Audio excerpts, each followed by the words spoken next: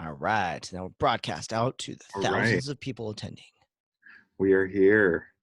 Awesome. Well, it's Friday, late on a Friday for some, still a bit of the workday left for others.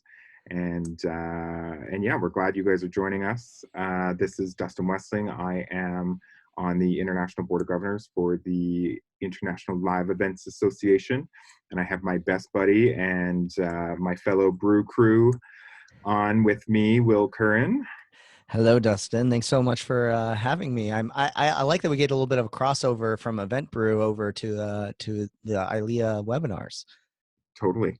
Why don't we tell everybody who you are, what you do, do the intro. Yeah, absolutely, absolutely. So, hey everybody, my name's Will Curran. I'm the founder and chief event Einstein of Endless Events, a natural event entrepreneur, like so many of you out there that are ILEA members. I'm past very, very past president now of the ILEA Arizona chapter, which is one of the most awesome and exciting things to get to be a part of, and was past Marcom chair. I've gotten to do a lot of different things when it comes to ILEA. And yeah, today I'm talking a little bit about virtual events with you all. For those who don't know, Endless Events is a nationwide event production company that specializes very much so in hybrid and virtual events and taking care of all the technical stuff so you don't have to. So over the last 2 weeks, again, a huge increase in number of people are looking to produce virtual events. And this is actually going to be the first time since we, outside of sales calls and conversation with clients, that I'm going to dispel a lot of the mystery around virtual events and what we have to come to expect. And I'm excited to be joined by Dustin, who's an amazing event professional, and I'm sure you're going to ask me a lot of hard questions when it comes to this. So I figure we're going to keep this very, very conversational. And so actually, I see that there's 65 attendees out in the audience right now. So audience engagement's huge when it comes to virtual events. So you guys can all see there's a raise hand button on the Zoom webinar. Do you guys all see that button? So I want you guys, everybody right now, to raise your hand and let me know that you're out there and that you're alive and everything like that. Look at them go. Woo! All right, there we go. Okay, we got like majority. Okay, keep the hands up. Keep the hands up. Let's get everyone's hands up. Hands up. Get them up. Get them up. Get them up. And I feel like a DJ again, like I used to be. All right, now put your hands down. Everybody, put their hands down. All right, you guys gotta go faster than this. You guys gotta go faster. All right, now everybody, put your hands up Hands up. and put your hands down. Now put your hands up and put your hands down. All right, there's like 2 people whose hands have been up the entire time. They're just like asleep at the wheel. Alex I is love it. like, I I'm love it. not doing this. And real quick too, some more engagement. Everyone in the chat down below, you'll see there's a chat thing in there. Why don't you guys go ahead and post where you're tuning in from and where you're watching from? I want to see where you're watching from right now, and I can give you guys a little bit of shout outs. Everything. I got Kathy from Portland, Sue from Vancouver, Deborah from Detroit.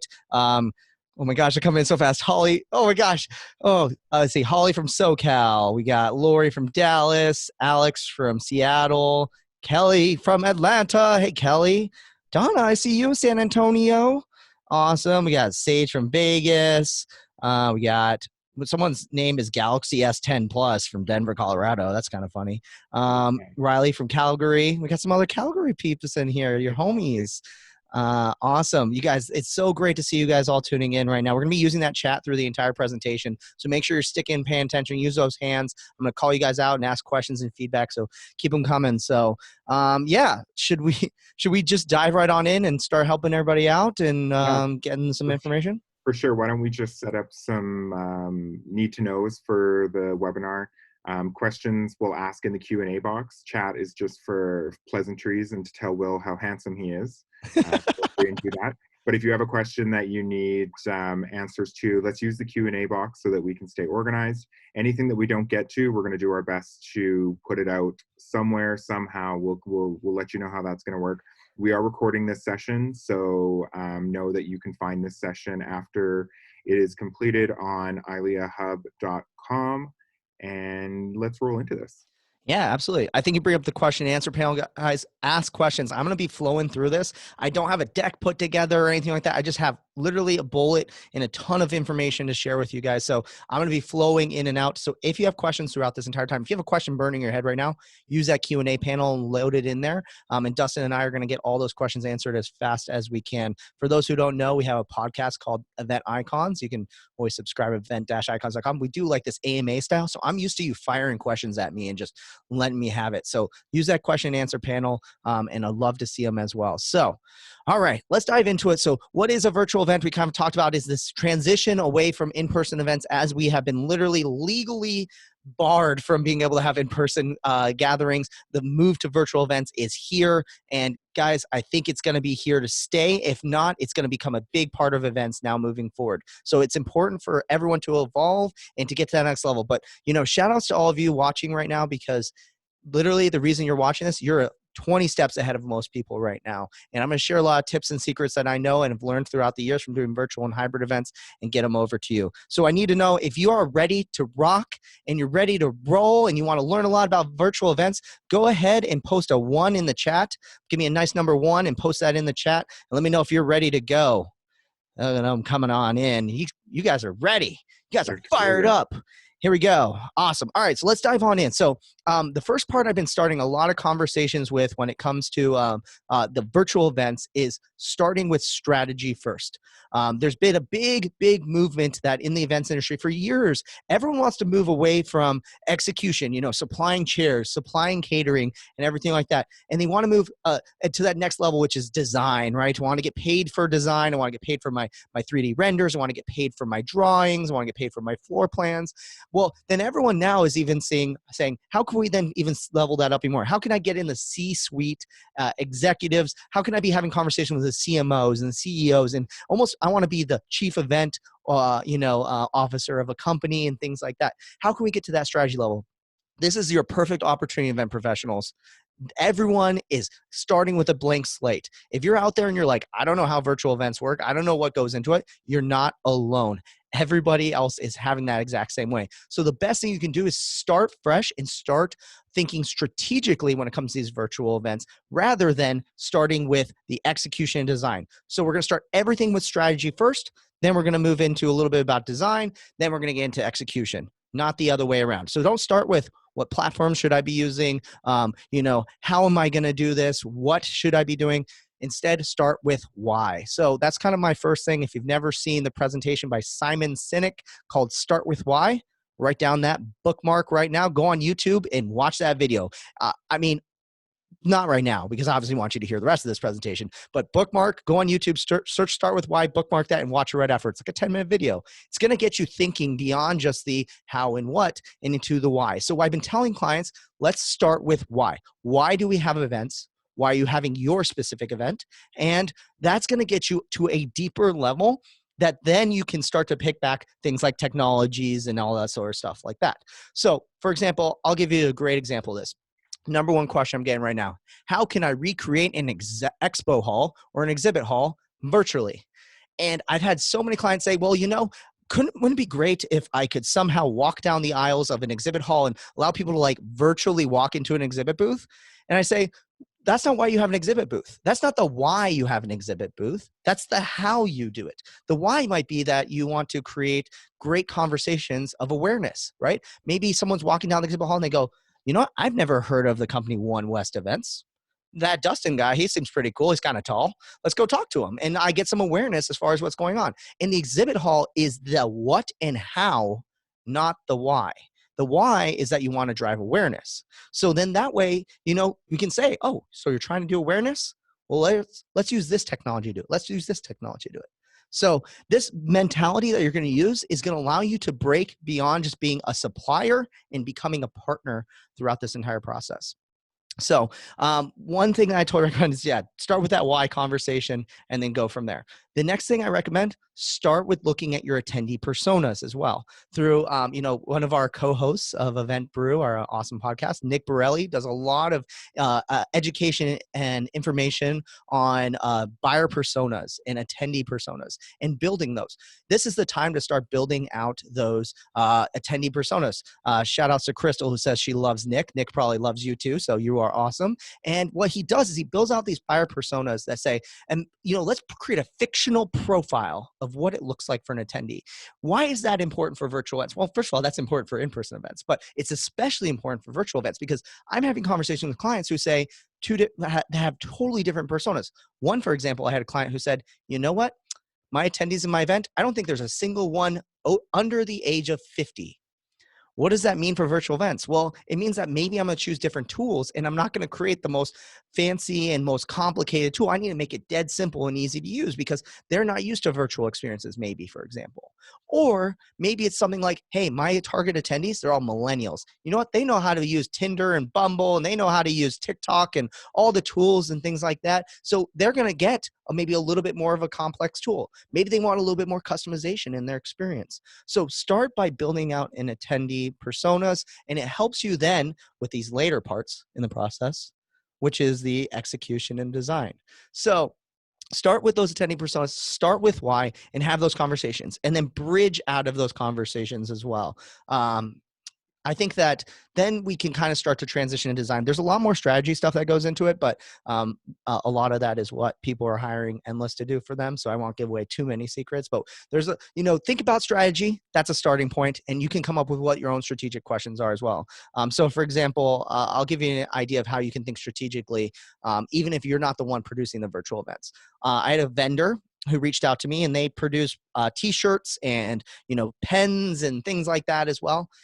You know what they said? The simple thing for would have been say, hey, how can we thrive through this change in virtual events? Instead of just saying, you know what, we're just going to wait until people want more shirts or whatever it is. He said, you know what, strategically, people love walking away with a physical item of their event, right? They want a memento. Everybody loves getting the t-shirt from the conference, or honestly, you see all the badge hoarders that like hang all their badges. I see all you guys out there, you're badge hoarders.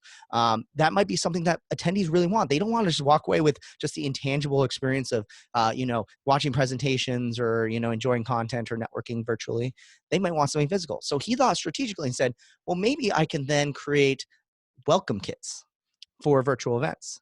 Boom. Now he's creating physical welcome kits that now tie into registration systems. So when an attendee registers and pays for a conference virtually, boom, it sends out a virtual or a physical, keep saying virtual, a physical welcome kit.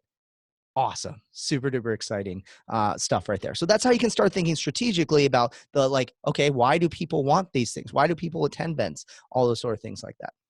So that's strategy. Before I go into design, Dustin, I saw you're ferociously taking notes over there. What sort of questions you got for me on strategy? And guys, use the Q&A platform right now. Send me over your questions when it comes to strategy for virtual events. For sure. So maybe one question to start with is, where does somebody start if you're new to creating personas? If that is something that is new to you, where do you start? Where's the best place to get information about how do you start to create those personas? There's this awesome tool on the internet called Google. Just kidding. No, that's honestly, it sounds crazy, but a lot of this stuff comes from the marketing world. The marketing world's been ahead of this for a long period of time. And so if you Google how to build a buyer persona, I bet you the first result will probably be a company called HubSpot that will come up. They've been huge on the inbound marketing world for a long time, but there's a lot of really, really good tools. There's even templates for building buyer personas. There's, things like, for example, guides that saying what the questions you need to be asking your attendees to build out these personas. I believe as well, I'll see if I can find it. I believe Nick came on our Whiteboard Wednesday series on our website and did one on how to build an attendee persona as well. You're shaking your head. Yeah, so he did. So I will find that link when Dustin asks me the next question, and I'll post that in the chat below. But definitely check that out. It's a great resource. But Google how to build a buyer persona and start with that. It doesn't take a lot of time. They do recommend that you start talking to your attendees, because you can send out a Survey Monkey and ask some generic questions, but really the conversations is where you start to get the information, right? And that's what's been crazy about this is I've been learning so much about the buyer persona that is a planner that needs to plan a virtual event, just because I've been on all of our sales calls and all of our client conversation calls. And that's where I'm kind of building up this persona of the planner out there that has no idea what's going on and they need tools and things like that. And that's why I can sense these conversations happen. But yeah, start with Right. Google and how to build a buyer persona. Right. So what are you saying to planners that when you're asking them to start with why, and their why is, in light of what's going on, we can't meet in person? what's the next thing that you're saying to them? Um, it's possible to meet on the internet instead. I think that a lot of the conversations I'm starting to have is starting from more of a space of brainstorming and um, dreaming. As weird as it sounds, this is a time where you don't really want to think about your dreams and things. You want to be thinking about how I'm gonna, get that next gig and how am I gonna fulfill my income and all that sort of stuff. But I've been telling clients like dream big. Think about, the really good experiences that you've had online, and maybe that's a way to recreate it. I mean, I think we're in this amazing day and age where right now we have, a couple hundred people watching that are enjoying this conversation. Normally, this would be done in a conference, sitting in a breakout room, and you'd all have to fly there to see this conversation happen. Well, now we can have it virtually, and you can be watching from the comfort of your home. Which shouts to everybody who's on the East Coast right now watching this during your happy hour. You're awesome. Mhm. But yeah, I think don't have any doubt, be willing to dream, be willing to have a good time. I think that, a lot of people are getting caught up and kind of frustrated in the minutia of it all. But the ones who are getting these light bulb moments kind of happen through the brainstorm process along the way. Does that kind of answer your question? Yeah, it totally does. That's great. And I think as you're going through this, let's keep in mind that not all of these meetings are going to be events. I think there's a great opportunity to use this within your teams. And so maybe I'll just challenge you to talk about team and collaboration while you're going through this, and how you can include this to fill a gap that might be happening in your business world as well. Yeah, I'll give you a great example, right? A small event that might have happened at your company might have been the happy hour where the engineering team gets together and goes to happy hour on Fridays, right? When we're virtual and we can't see each other, I'm seeing it pop up left and right, virtual happy hours, right? Open up a Zoom room, costs like no money at all, and just invite everybody and say, hey, come on by, and no agenda, just come on, hang out, just like a normal happy hour. You don't have an agenda or an RSVP or anything like with a happy hour. You're just like, hey, Doug, come on down to, Bucky's bar, and we're going to go get a couple of drinks and knock it back. You can totally do that virtually within your team. And that's something that we've done because we're a fully remote company. So we basically said, hey guys, like, here's a Zoom room, come on by. If you can come for only 20 minutes, come for only 20 minutes. But just getting to see each other builds that morale. Also, as well, think about things like, for example, maybe a hackathon inside your company. Virtual hackathons are possible equally as well. So definitely figure out ways that you can implement in your team. That's a great way right now for you to keep your energy high within your company while, we're all working remotely. We don't get to see each other and all that sort of stuff. Awesome. So, Yeah. all right. We got questions starting to come on in. Let me try to see if I can answer some of these. So this might be a good question to answer live before we dive into design, which is Ilea DC. Ilea DC, thank you so much for tuning on in. Virtual events seem one-dimensional to me. Panels, interviews. Have I seen examples of experiential events online? 100%. So I think the way that you can think about this is that conferences and meetings seem like the easy way, right? And you might hear me default to that because I do a lot of corporate work and that's where I lean a lot of in my business. But this can be totally applied equally for things like, for example, product launches. I'll give you an example of a product launch that has been online for the last, I'd say 10 years, probably longer than that. It's been online, they did it as a hybrid event. There was an in-person audience, but majority of people watched it online. What company do you think was doing that way for everybody else? I'll tell you right now, it's probably in your pocket. You might be using it to watch this webinar. It might be on your wrist. It's a company called Apple. They've been live streaming their product launches for years. So you can imagine when this is all happening, when they're going to go launch their next product, it's just going to be an empty room and they'll do a studio and still thousands of people will watch online to see that product launch. That's an easy one, right? I'm going to try to challenge myself a little bit more. Let's talk about how can we create a fun and quirky experience, right? Maybe, for example, it's building an asynchronous conversation as well. So, for example, we talk about experiential events, a marketing event, maybe, for example.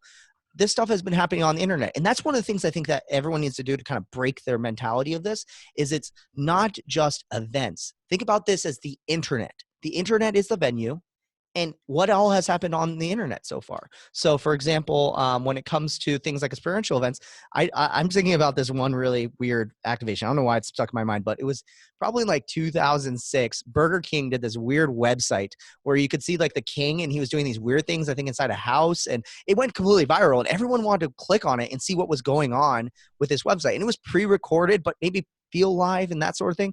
Maybe you can do that sort of experience and create that online for people in the future rather than, hey, we're going to create a pop-up shop and have it open for a week. Maybe we build a website or a pop-up website that only exists for a week, and you have to go to it to go see what's going on and everything like that.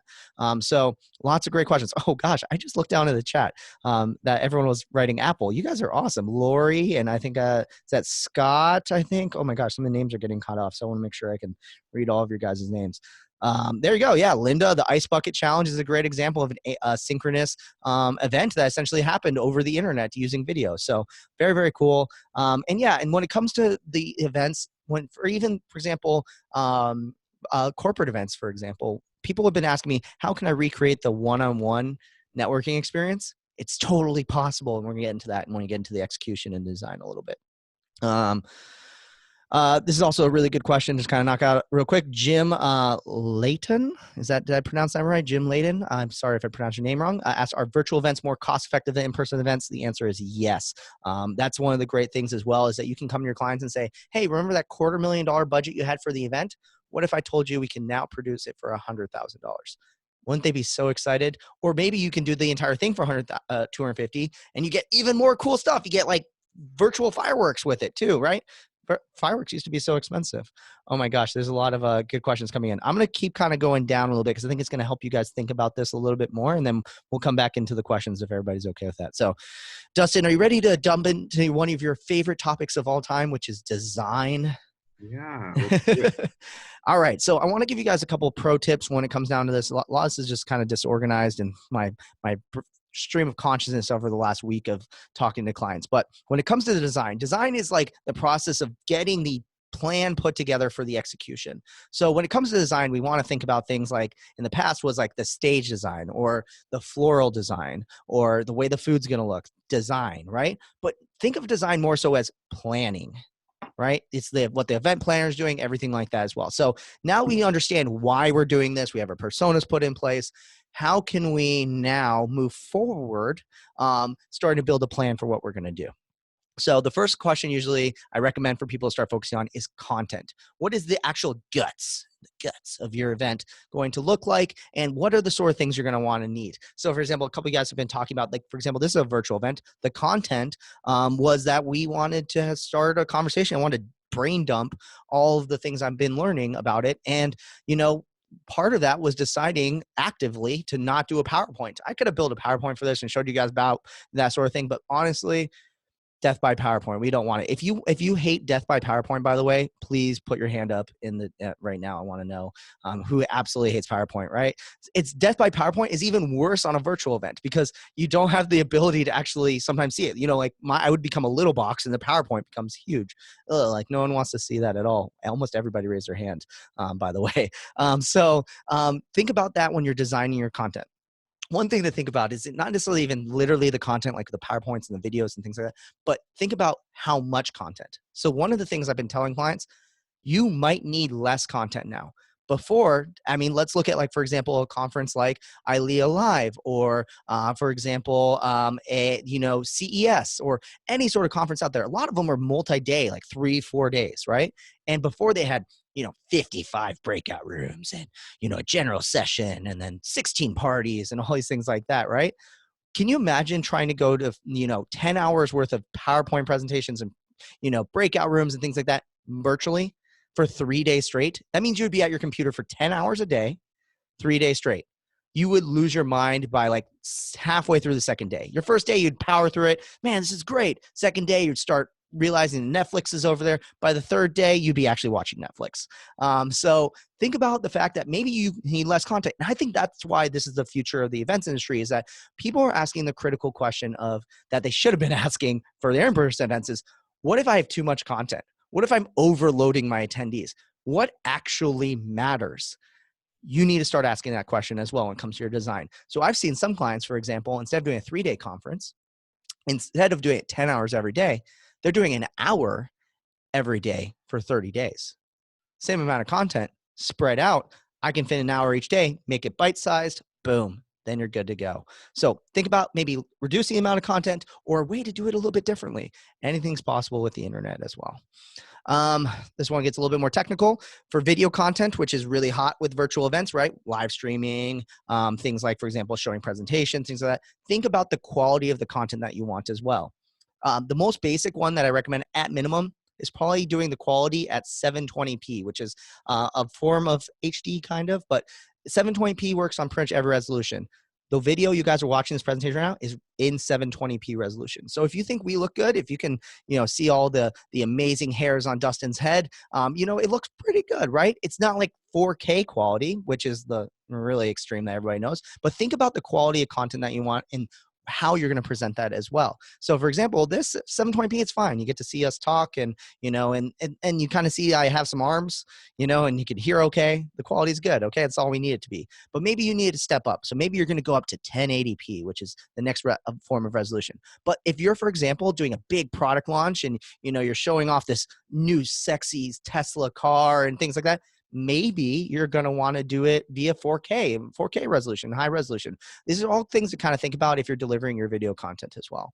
Other things too, think about audio quality. Audio quality should always come first. You want to make sure for especially your presenters, for example, if you're remotely presenting or you're doing an announcement, that they have incredible audio. If that means shipping them a podcast microphone, like wait for it, like Dustin has, they might want to do that as well.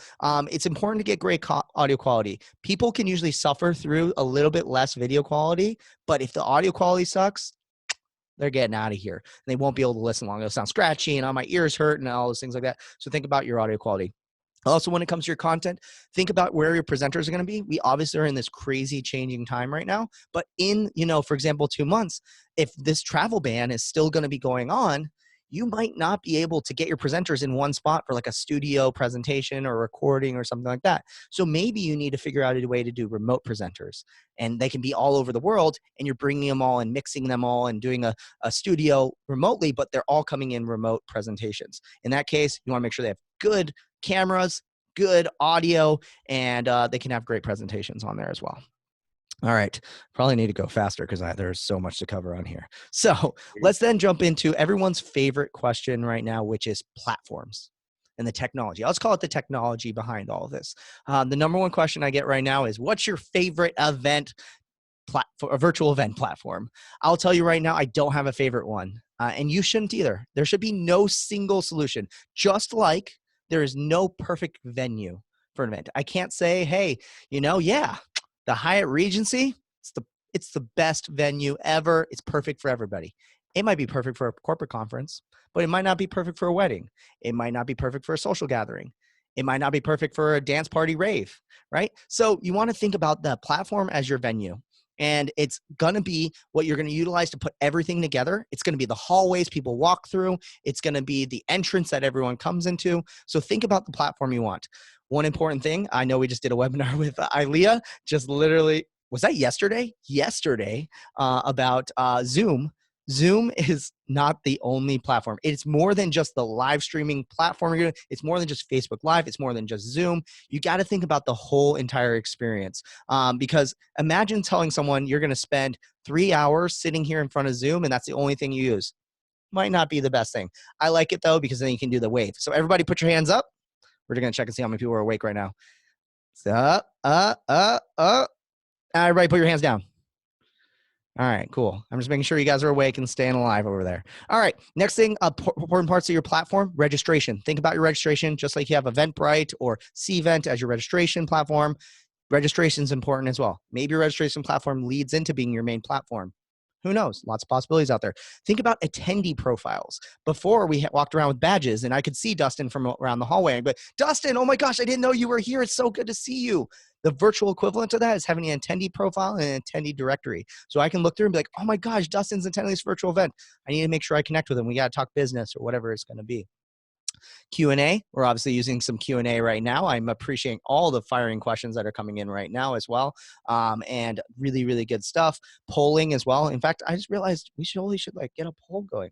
Is the polling feature? Oh, I don't think the polling feature is enabled right now. But polling's important too, because it's also good. I mean, I kind of do a soft poll, right? Like, raise your hands if you're wearing socks right now, right? Like, I can do a quick poll and see how many people are wearing socks right now. That's an alarming amount of people who are not wearing socks right now. That's crazy. All right. So next also is the chat. Think about the chat as well. Right now, you guys, right now you have the ability to not only message the panelists, which is Dustin and I, but you'll have also the ability to message each other. Down in the chat, by the way, on Zoom, you'll see there's a to button. If you click on that, you can say to send to all panelists and attendees. So why don't you all real quick click on that, choose all panelists and all attendees, and why don't you guys all say a message about I don't know. I'm making all this up on the fly right now. What is your favorite event planning tool that you love to use? Go ahead and share that in the chat right now, and let everybody know what your favorite event planning tool is out there. Utilize the chat when you're doing these virtual events, because look at this. We're going to connect everybody. Wow, Colleen, you are incredible. She said wine is her favorite tool. That's incredible. Yeah, utilize that chat. Look at now, everyone's laughing and having a good time, and that got sparked based on a chat. So again, the equivalent of that would have been we were sitting around hanging out at a breakout session and maybe said something and someone shouted out and we all heard it. This is totally equivalent on there. Wow, now everyone's saying wine. You guys are funny. You guys are really funny. Other elements of your platform, think about one-on-one networking. How can people get that one-on-one experience? I will tell you right now, it is totally possible to recreate the one-on-one networking experience. I'll tell you about a platform that exists. It allows you to send up an attendee profile, choose all your interests and everything like that that you love, and then you get to set up topics. And what happens is everyone submits topics. You can search those topics. For example, I want to talk about the future of events. So I might write that as my topic. People can join on in and say, I want to do a one-on-one meeting talking about the future events. Not like a sales meeting. I just want to talk about it, right? And that's totally possible virtually. It schedules and puts everything on your calendar. It auto does the scheduling, all that sort of stuff. Super duper cool. Wait, Holly. Oh my gosh, can we turn this into a virtual wine tasting party? All right, cool. I see how it is, guys. You just want to talk about wine now. I see what I did. I unleashed the chat now. They don't want to talk about it. They want to drink it. They want to drink it. Okay, there you go. There you go. All right. Well, nothing's stopping you guys from busting out a glass of wine. That's the best part about virtual events. Also, whiteboarding. Think about the fact that you can draw. I mean, I don't have it right now. It's in my backpack, but I have a Surface device that allows me to use a pen on it. We have iPads. Imagine we could throw up a whiteboard virtually and draw things and explore and brainstorm and everything like that. Also, think about your expo halls. It is possible to recreate the expo hall feeling, but all these sort of things, all these platforms and technologies and things like that, the thing that I've been stressing to my clients the most is about all these features and cool technologies is instead of just jumping to them because they're cool or jumping to them because they feel familiar, ask yourself why you are doing that element of the event. So for example, if you had an expo hall and an exhibit hall, ask why you are doing that exhibit hall before you say, I'm going to make a tool that's you walking down exhibit hall. Maybe instead that one-on-one networking and setting up those topic conversations and facilitating conversation between people can be better than an exhibit hall on there as well.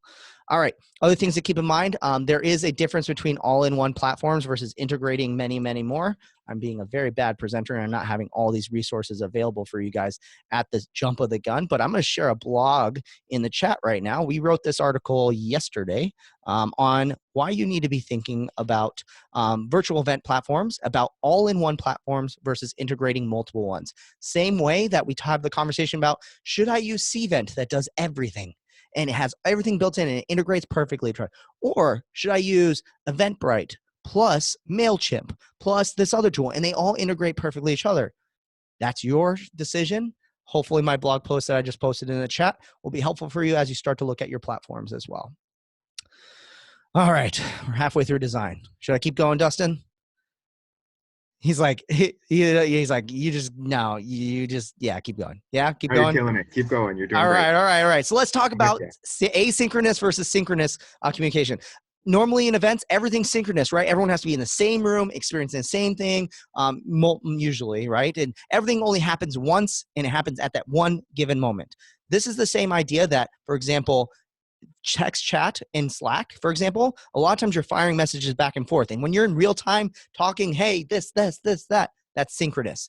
Asynchronous is like, I send you a Slack message and you check it tomorrow and you look at it tomorrow. Think about that when it comes to your events. Now we have the opportunity to create asynchronous events that people can come in and enjoy it when they want to and leave when they want to. So you might be thinking to yourself, well, that's kind of awkward. I would love to do a live stream where a presentation's happening. I get this live interaction and everyone gets to put their hands up. Let's see if it gets who's paying attention. All right. It's weird because the number keeps going up and then down. It's like some people want to listen at some parts and then they like tune out and they found the wine. That's why it happened. But you, for example, in a synchronous conversation, we can do that. Say, put your hands up. I get that live feedback, right? In an asynchronous one, I might say that and people can do it, but I wouldn't have the real time ability to respond to it. So that, for example, people ask us all the time about recorded content. Should I record my content and just broadcast it or let people watch it whenever? That's up to you and your why and why people are there. But the cool thing to keep in mind is that recorded content is super valuable. You know what's great about this webinar right now? We're recording it. You know what we're going to do afterwards? We're going to post it so anyone can watch it. You guys can come back to it and rewatch it because we all know that Will's talking really fast. You actually want to listen to this at like half speed so you can understand what's going on. That's possible with recorded content. But think about the value of recording all of your content. And this is the great thing about virtual events. You can now turn it into quick social media clips. And now you can use that to promote your next virtual event. Or you can use it to put in the little clips and build a database of video clips for your attendees. How much value you're deriving right now because you recorded all your sessions and you have this asynchronous content available. One cool thing, most people don't know you're capable of doing this, I guess a question came up today, is what if we want to pre-record our content, but then still create an audience engagement between the presenter? Why don't you record the content? Someone can come watch it any time, but we say from 9 p.m. to 10 p.m. Eastern, that's a really weird time, the presenter, will be in the chat answering your questions. And sure, my presentation's pre-recorded, but right now I'll be like saying, hey, everyone, in the chat, for example. I just said hey to everybody in the chat who doesn't see the chat, by the way. All right, so something to kind of keep in mind, what the possibilities are with asynchronous. All right, so now let's dive into what I'm calling literal design, which is kind of the thing everyone's thinking about when it comes to these virtual events. So, and shout outs to Deborah and Stacy saying yo and howdy. You guys are awesome. So the literal design of your event. When you're thinking about this, we love to think about when it comes to events, where the drape is going and what the experience is gonna be like when I walk through the entrance and what does the venue look like and how am I gonna light it? That same equivalent is for your literal design of your virtual event. So think about this in the most literal sense, web design. Your website design. And I get it. Not everyone knows how to build a website. I got lucky that I figured out how to build websites when I was a little kid, and that skill has become very, very valuable. But maybe this is the time for you to learn and grow and start learning some web design skills so you can make some quick edits to a site. But web design matters when it comes to this stuff because it's the equivalent of, you know, the venue walking in entrance. It's the equivalent of the looking at the stage the entire time. If you have a poor website design, it looks like it was built in the 90s, people are going to not respect your brand and they're not going to want to come back to your virtual event and give you money. That's also a great question I've been getting a lot. Well, should we start charging for virtual events? The answer is yes, guys. This is a market. People want the content. And if you are valuable and you have valuable stuff to share, market and sell tickets to it. You can do it. But if your website design sucks, people are probably not going to want to pay for it ever again. So keep that in mind. Tips and things to think about: responsiveness. Websites, if you've ever grabbed a website browser and started to shrink it and you make it the size of a phone and they drag it and the site kind of like changes and morphs and everything like that, it's called responsive web design. You want to make sure everything you do is responsive so it looks good on a tablet, looks good on your phone, and it looks good on your computer. And if you want to go the extra mile, figure out a way to make it so people can cast it to their Apple TVs so then that way they can be doing chat on their computer and watching it on their TV. The future. Also think about your branding too. This is your opportunity to create awesome branding experiences, put logos up to be able to create awesome experience where people can go to your website to get more information. Think about how you can brand it and make it your own brand as well. If the tool makes you use a template, try to stray away from templates. Try to see if there's a way that you can make it your own and make it your own personality and everything like that as well. That's all my design stuff I had for bullet notes. You did good. Great. Oh my why don't gosh. we do some questions here? We got quite a few. All right. This is awesome. I see a lot of you guys asking questions about how venues can utilize virtual events. I'm going to come to you right at the end for some brainstorming. Okay. So kind of a good question about design. I'm just going to make sure. We'll come to that one actually in execution, I think. let's do this one question. Becca asks, what's this one-on-one feature? Essentially, it's a technology that allows you to build profiles. What it does is people submit sessions. Let's call them sessions as an easy way to describe it. And let's say, for example, my topic is the future of events. What happens is you basically create a list in a searchable, indexable list that people can essentially search through and pick what topics they want to talk about. So for example, you want to talk about future events, you click on it, it's hosted by me, and we're going to set up, it's going to say, hey, let's schedule a 30-minute one-on-one chance for us to talk about the future events. It's going to pull up my calendar and your calendar, and it's going to know where all the gaps are. And it's going to say, hey, here's the first gap you both have available. Do you want to choose that time? You choose that time. It sends me a request, and it says, hey, and I'm getting the request, and it says, hey, Becca wants to talk to you about future events. That's that topic you set up already. You should already know about this, right? And the app basically is you can accept or deny. I like Becca. I want to talk about future events. Accept. Boom. It sends us both calendar invites, so it's blocked off. No one else can schedule Netflix time over it or dog walking time or whatever it may be.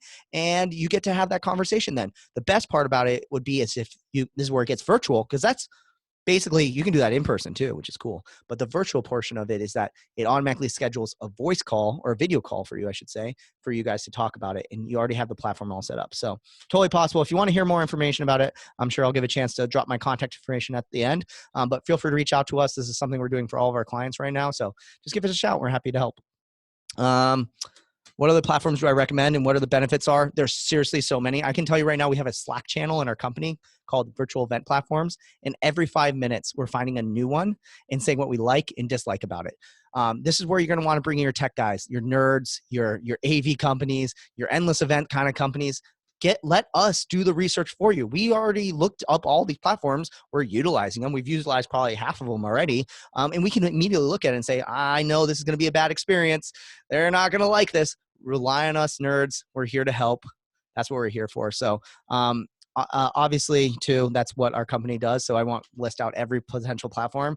I will tell you right now, the conversation has started within my company to do a blog post on all the ultimate event platforms and a list of all of them and their pros and cons. I want to get a feedback. I'll tell this to my editor. How many people want to see a list of every virtual event platform and their pros and cons? Give me a raise of a hand. I mean, I got to get everybody. It has to be everybody if I'm going to do it. Come on, guys. Come on. You got to encourage each other in the chat, maybe. I don't know. Make some noise. That's majority. That's majority. All right, there we go. There we go. Oh, hey, Taylor Miller's in the house. Taylor knows what I'm talking about. I'm sorry, Taylor, you're hearing a lot of the same stuff, but Taylor, we need to talk. You're going to give me a call soon, so we'll talk a little bit more about this. You guys are awesome. All right, so let's see, more questions as well. Answer that question live. Is there a technical spec sheet I recommend for the right type of lighting, audio equipment, presenter to broadcast with? Not yet. We're working on it. This is something that we create for our clients to give them as a list. I'd recommend talk to your AV companies right now. If you are looking at doing virtual events, guys, AV companies are dying for business right now. If you have a local AV company you love, say to them, I'm looking at doing virtual events. Can you recommend a couple of microphones, this and that? I'll pay you, a little bit of money to put together the spec sheet for me to talk through it. Yes, this is how we can generate business amongst ourselves to keep each other busy and to help keep our industry alive. So just think creatively about it. And Scott, I'll be working on a spec sheet too on our blog. So make sure to check out our blog, which I'll link down below soon. And I will get you that checklist when it goes live. What if your event requires a lot of back and forth conversations? I'd probably ask you about what those conversations look like. Is it something where, for example, you need to get a lot of people in a room to talk and brainstorm and things like that? Well, hey, there's a lot of things like, for example, Zoom, where you could set up maybe a brainstorming room and it's just one single link. And from your platform, it has a button that says, join the brainstorming room. They click on that. It opens up the Zoom room where everyone's brainstorming on there. The important thing to think about, I realize this was given by the question anonymous attendee, so anonymous. The thing to think about is how can you moderate these conversations? You don't want to just give the tech and let people figure out how to use it on their own. Put a moderator in there, pay somebody to moderate the conversation that can show how the tools work, can show how the whiteboarding tool works, everything like that. It's going to make a much better attendee experience as well. Man. Ooh, there's so many good questions coming in. thoughts on fundraising events. I'm going to kick you back to the first section, which is the strategy section. Why does your fundraising event exist? Why do people attend it? I got asked really early on when we were starting to do these transitions for people, what if I wanted to do a nonprofit gala? Totally possible. You could do a nonprofit gala virtually, but then I asked them, why do people go to the nonprofit gala? And they said, well, they go because they want to go to the cool venue that we have. Okay, makes sense, right? They go because they want to see their friends and dance with their friends. Okay. And they want to drink alcohol. Okay. Now, if those are the reasons why people attend, can you recreate that virtually? And the hard question and the thing you have to ask yourself is maybe no. And that's the hard part, because like right now is I want to be all about opportunity and trying to create virtual experiences, but you can maybe ask yourself those critical questions of why and everything like that, and then come back to the technology and what's possible with them. I'd love to see in the chat if you have ideas as well. In the chat, if you have ideas for how you could potentially do a fundraising or a nonprofit gala virtually, put it in the chat. Honestly, I'm looking for inspiration, so let me know, ILEA members. I want to see it for you as well. All right. Oh my gosh. Becca asked if that is a Zoom feature. Becca, if you can just in the chat reiterate which feature I was talking about, and I can answer that one offline for you as well. So let's see, what do we got in here? How do you charge for virtual events? Okay, so how do you charge for virtual events? Compared to face-to-face, it's all about value.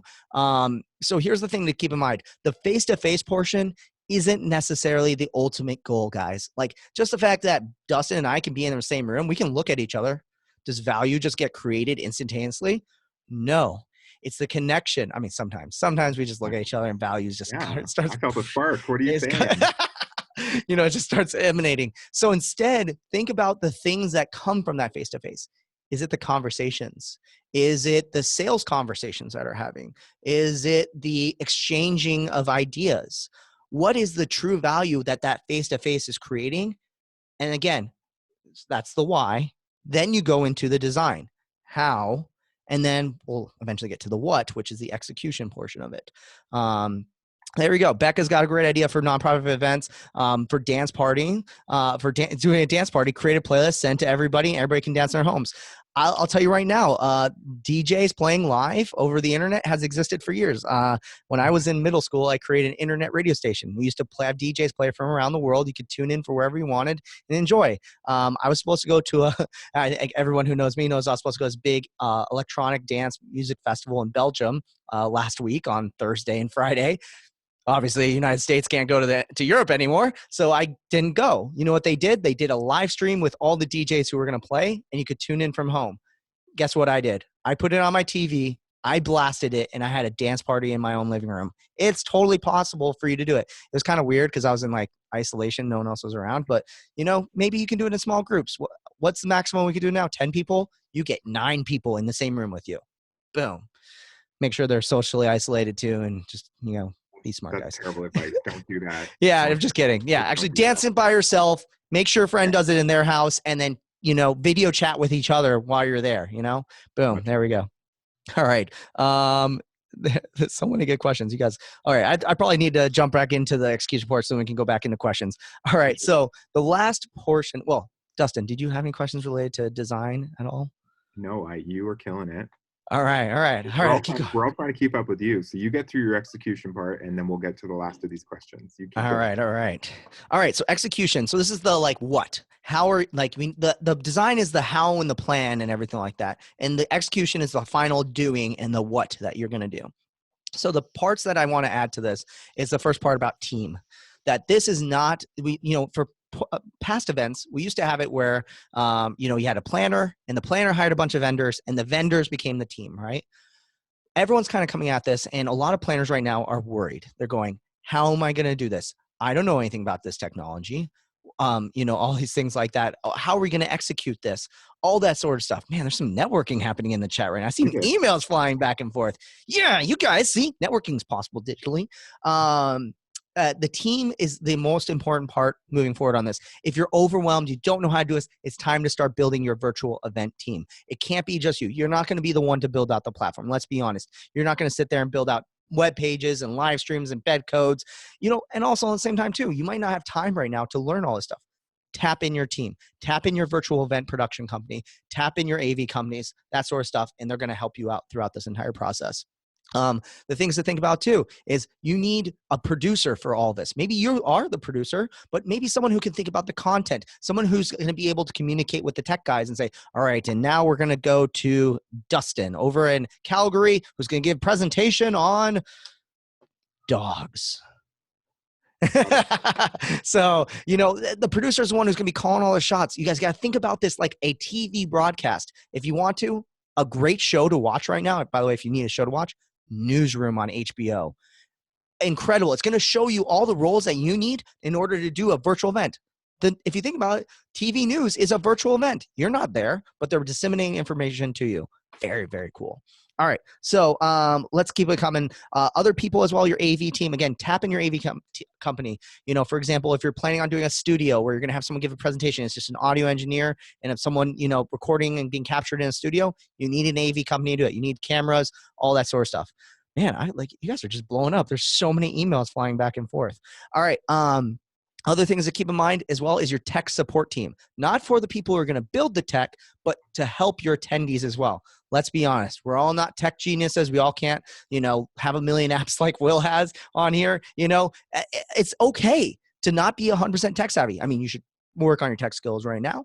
But it's important to build a tech support team that people can use to pick up the phone, use chat, or use email to get a hold of someone immediately when the event is going on and get help. Someone who can walk them through, who has the patience, and help them get through it.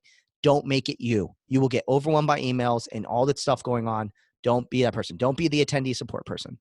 Next as well is you need back-end tech management as well. You need somebody who, when some page isn't working and Murphy's Law happens, that they can get that fixed. So that's when you want your kind of tech support team in the background helping. For example, if you're doing a live stream, they're the ones feeding you all the analytics. Where are people tuning in from? Hey, is everything coming in from the studio okay? All that sort of stuff. Get your back-end team management as well. And my last thing when it comes to the execution of these virtual events is important things to consider. I just wrote important things to consider and I have like one bullet point, but I'm sure I'm going to come up with some on the fly. So first thing, important thing to consider is testing internet connections. It's so important right now, you guys, to understand that internet connection is the biggest throttle to success when it comes to these virtual events. I get it. Not everybody has the fastest internet connection, but I think most people don't even know how fast their internet connection. Can I get a quick poll, hand raise? How many people could tell me their exact internet speed? Not what you pay for, but your active internet speed that you get right now. Give me a raise of hands. I'm sure a lot of people are starting. You know this one. You know this one. You know how to find it. Come on. I have faith. Oh my gosh. Oh my gosh. Like 5% of people raise their hand right now that don't, and that means there's 95% of you guys don't know your exact internet connection. All right, I'm going to tell you the tool. You can just bookmark it right now. Speedtest.net. Speedtest.net. I'll post this down in the chat. Yep. Thanks, Crystal. You're on top of it.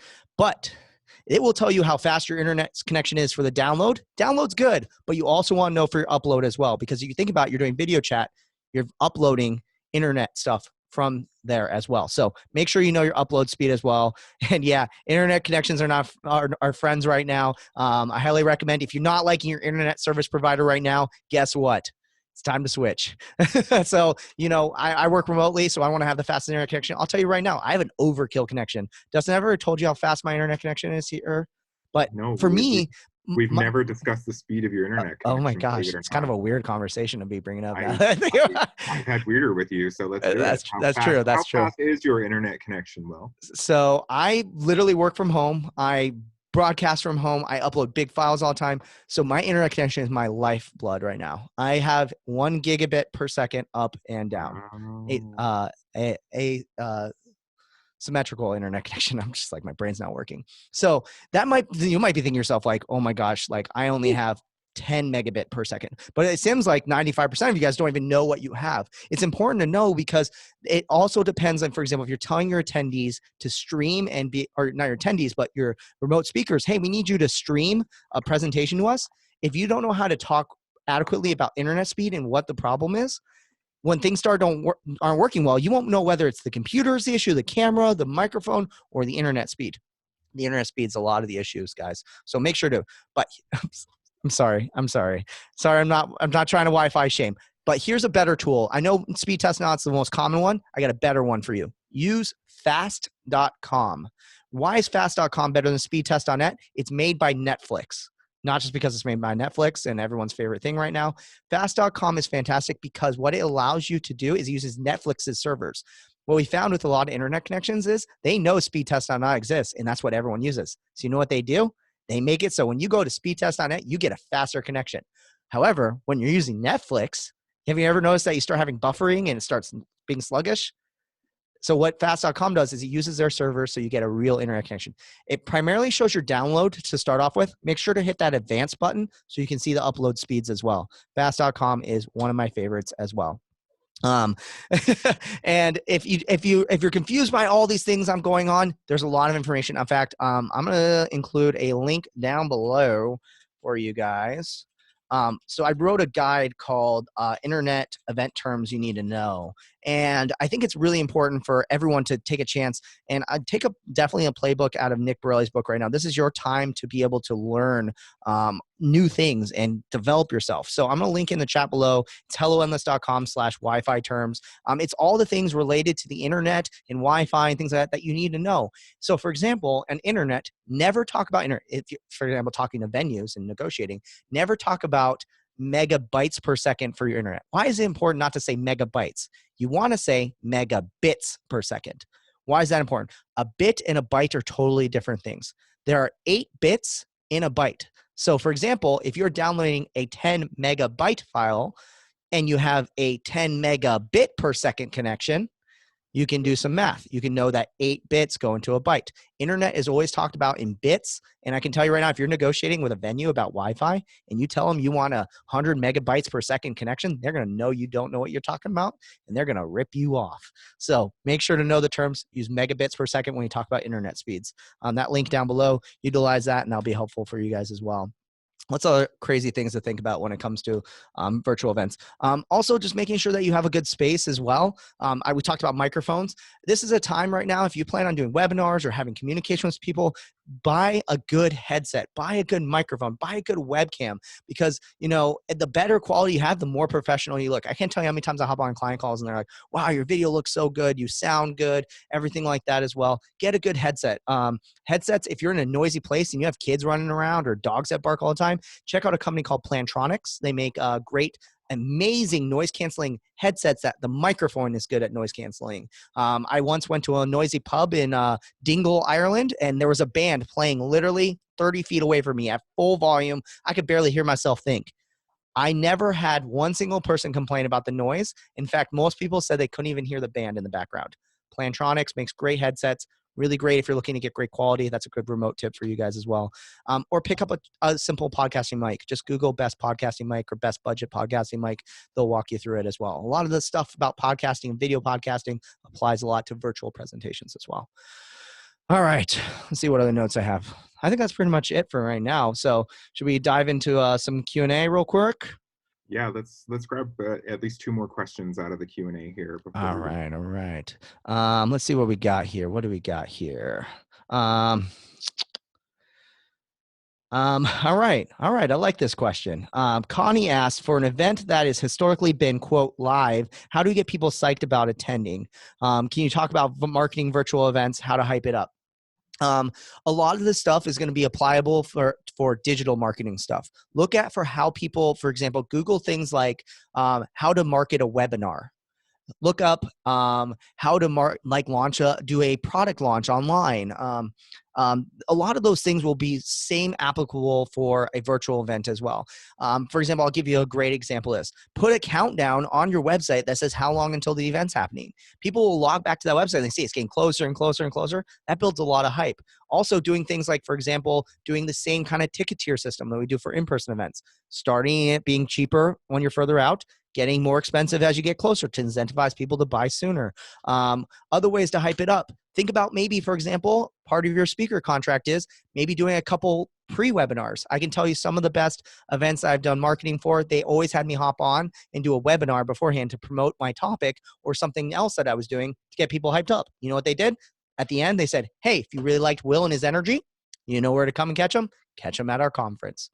So a lot of really, really cool stuff. Linda says she's a registration expert and firmly believes that early bird pricing is bird pricing firmly believes in early bird pricing. One of the topics that we had, I'll link to this episode really quick, is HubSpot does their big inbound conference. I consider it one of the best corporate conferences that you can go to. We had them on our show, Event Icons, where we interview the icons of the events industry. And we asked them, they're the marketing experts. They literally know, they could sell water to a drowning man if they wanted to virtually. So one question we asked them was, what is the number one most effective way you sell tickets? Was it email? Was it social media? What was it? You know what they said? Tiered pricing stages. That by having prices go up as you got closer, they sold more and more tickets.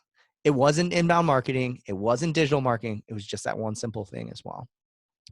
So that's one example. Think about other ways as well. For example, if you're doing pre-recorded content or something like that, maybe you can record some clips of the presentation and start to leak them digitally so people can start to see. There's a lot of options out there. I'm not going to lie, Connie, I'm not the best event marketer in the entire world to get people to buy tickets. I recognize that very early on in my career. However, I'm sure Ali is going to be doing a lot more webinars on that sort of thing. Also, feel free to Google the best companies doing event marketing. They'll be able to help you out as well. And I actually was talking to a supplier today, and I'm going to try to get them to do a blog post on our website to talk about it. So kind of stay tuned. I just want to pronounce your name. Is it Wolf? I'm guessing is how you say your name. Asked, how about panelist dialogues with presenters in different locations? Is there a platform that works best? You can do it a lot of different ways. You can do it simply the way that Dustin and I are doing it right now. He's in Calgary. I'm in Phoenix, Arizona right now. And we're able to switch back and forth and do the panelist conversations.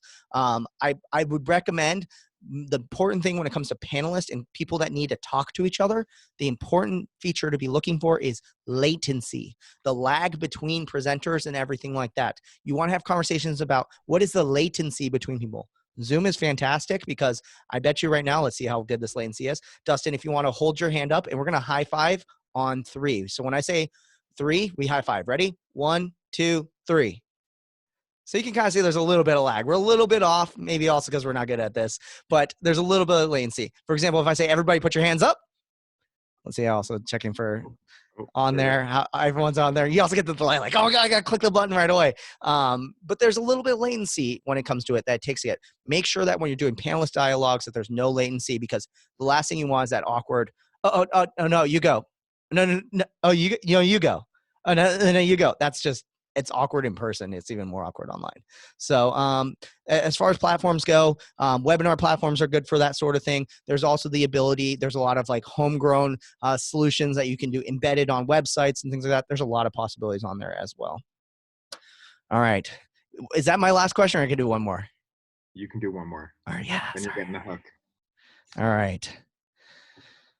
Here we go. What tips do you have for speakers at these virtual events? You seem to be natural at speaking to us online. Thank you.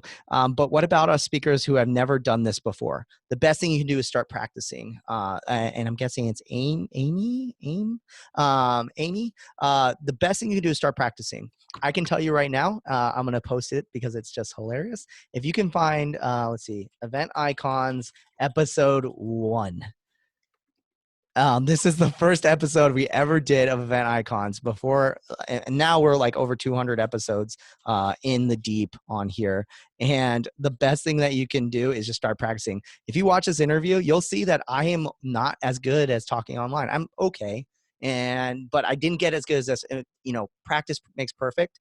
The best thing you can do is doing things like webinars, putting yourself out there. Honestly, I can't tell you how many webinars I've done that have audiences of 0. It's awesome when you get to have as many people are watching right now, because if you feed off that energy. But I've done it where I've had 0 before, and you pick up tips and tricks and things like that for how to make it look like you have an audience and how you're engaging and things like that for the asynchronous audience. But that's one of the best things you can do. Also, I think I'll look on Facebook, search for Remote Speakers, I think is the name of the group. It's a Facebook group that got started by a bunch of event professionals who speak remotely, and they have tips and tricks on there as well, what microphones to use, everything like that as well. And one of the best things I think that you can do is just, yeah, get yourself out there. You'll see in that first one, I didn't even have a podcasting mic. I have like my iPod headphones. Sound like absolutely terrible. But then I've, 5 or 6 episodes in, I got a nice podcasting mic. Then I eventually got a nicer webcam. And then I eventually realized lighting was kind of crappy, so I fixed up my lighting. There's a lot of possibilities on there as well. And yeah, eye contact is important. Thank you so much, Colleen. Also, engagement's important. Put your hands up. So you get that engagement in there. I know these guys are going to kill me. And they're like, I'm sick of pressing the raise hand button. Now everybody put your hands down. Lower those hands. All right. So get that engagement. Call people out by name. My favorite question to do at the beginning of a online event is, where are you tuning in from? Start giving people shout outs. I like to do the number one thing to make sure you're ready. Zoom's new hand raise function is one of my favorite things in the world, and do the wave. So do that, and it'll really, really help take you to the next level. So. Or yeah, thanks, Dana. Dana says, or have Will as a moderator. I'm always happy to be a moderator as well. All right, well, that's a lot of questions, guys. We will try to answer some of your guys' additional questions offline, but thank you so much. Let me see if I can really quickly post my contact information. I'm going to share my contact information and website in the chat down below. I really appreciate you guys taking the time to watch and learn a little bit about what virtual events are all about and how to do this. I really hope that this, helped kind of get you thinking and get the brain juices flowing for how you can do this, and how, you can take your existing skills of what you've learned for in-person events and turn them into a virtual. And I'm here as a resource. So helloendless.com, reach out to us if you have any questions at all. We're here. We're pumping out content. We're here to help. Let us know how we can help. And let's stay ILEA strong and keep crushing and making those incredible virtual events. Thanks, everybody. Awesome. Well, I just want to thank you from the ILEA family, and you do a lot for this organization, and every time we ask, you always put your virtual or physical hand up, and we really do appreciate that. ILEA over the last week has put together quite a few of these webinars. They've been so well attended. We've hosted thousands of event professionals this week that are needing to hear from us, and next week, if you're listening to this live, is going to be no different. We've got lots of great programming coming up. We already have some ideas on some things we're going to bring Will back to talk about. And thank you from the Board of Governors at ILEA. Take care of yourselves. Make sure you stay safe. And we'll see you all next week. Thanks, everybody. Thanks, everybody. I forgot how to go offline on this. It's been so long since I used Zoom webinar before. Stop recording. I can stop recording for sure.